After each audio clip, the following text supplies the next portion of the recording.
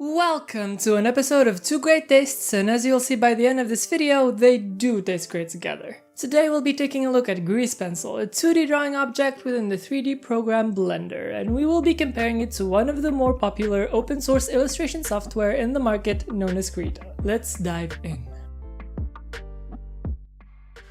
Let's take a closer look and try to get you acquainted with each of these wonderful tools. Grease Pencil is a 2D drawing object integrated into Blender's default package, meaning it does not require a separate extension. This object was primarily designed with the intention of integrating 2D animation into Blender. However, it has managed to also find a foothold in the concept art and illustration fields. Even though this object is designed to replicate 2D strokes and materials, it still behaves as a 3D object, allowing it to be modified, and it still responds to light sources and physics engines the same way a 3D object would. It's less like painting and more like sculpting, but in 2D, but it's also 3D. Its biggest appeal, however, is the manner in which it simplifies implementing 2D assets into a 3D background, which as an idea has been present since the 90s, admittedly in reverse, since back then they tried to integrate 3D into traditionally animated projects, but the point still stands. In terms of accessibility, it is available wherever Blender is available, including Windows, macOS, and Linux, and will only cost you the time it takes to download and install.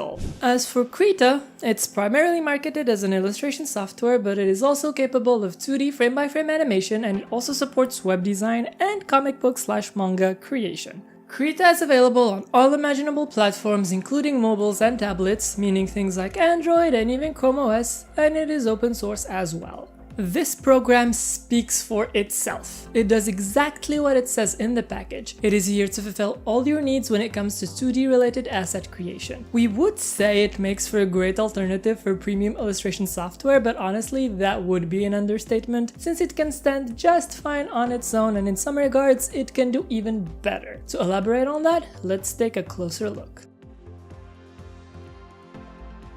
Let's see exactly how these two fellas behave. Don't be fooled by this 2D wannabe, as Grease Pencil is in fact still considered to be a 3D object, meaning you can do with it exactly as you would with any other object in the program, including but not limited to modeling, simulation, rendering, and even compositing. When utilized, the tool generates what is referred to as strokes. These strokes are composed of points, which are essentially anchors that save the properties of our subject matter, including weight, texture, material, location, etc. And these points are linked through edit lines that are generally only visible in edit or wireframe modes. As for the workflow itself, there's multiple ways you can take advantage of Grease Pencil, the main one being draw mode, which is a freehand mode where you use the equivalent of a brush to generate strokes in a selected 2D plane. It is the main way this tool is used, and it even includes a timeline and onion skinning to fulfill its 2D animation purpose. There is a sculpt mode, which is the equivalent of a liquify tool that allows you to edit your strokes using a brush-like object. You can also edit and even rig 2D cutouts and treat them like 2D puppet animation models in a mode called weight paint. In simpler words, Grease Pencil is a 3D software trying its best to blend, pun intended, into the 2D scene while still keeping all the perks and complications that come from being tridimensional in nature. Trust me, we know all about that. Well, what about Krita? Let's start with the interface. It's very clean, flexible, and extremely easy to read. It's one of the few software that comes with a Coloris-like color wheel, which you would be surprised as to how big of a difference that can make. It also includes a built-in line stabilizer for the ridiculous number of brushes that this program includes. With its 9 separate brush engines, you can realistically replicate any texture under the sun, including particles and special effects. It also supports importing brushes from other programs such as Photoshop.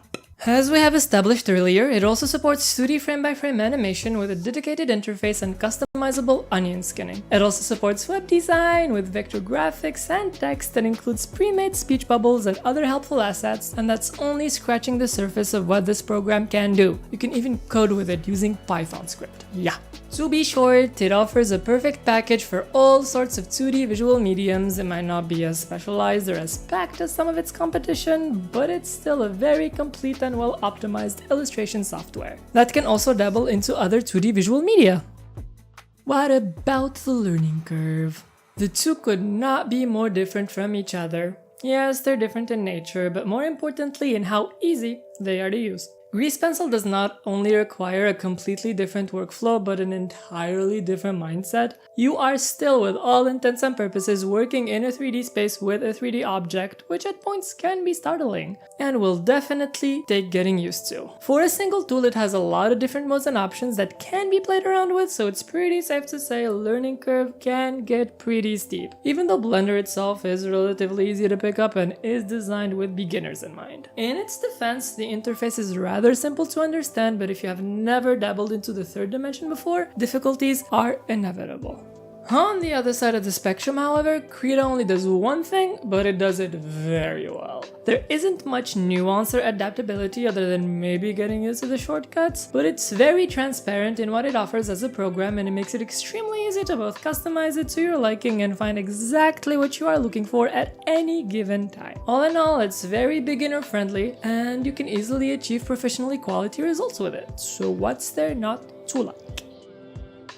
And now for the part that everybody's been waiting for. There are some common pros who would like to be mentioned that both programs share before dissecting each one individually. So for starters, both of them are very friendly to your wallet. Both of them are very readily accessible, and most importantly, both of them are extremely powerful in their respective field of expertise, making it a no-brainer to pick up either or both of them. There are, however, some things we'd like you to keep in mind in general before jumping into any kind of conclusion.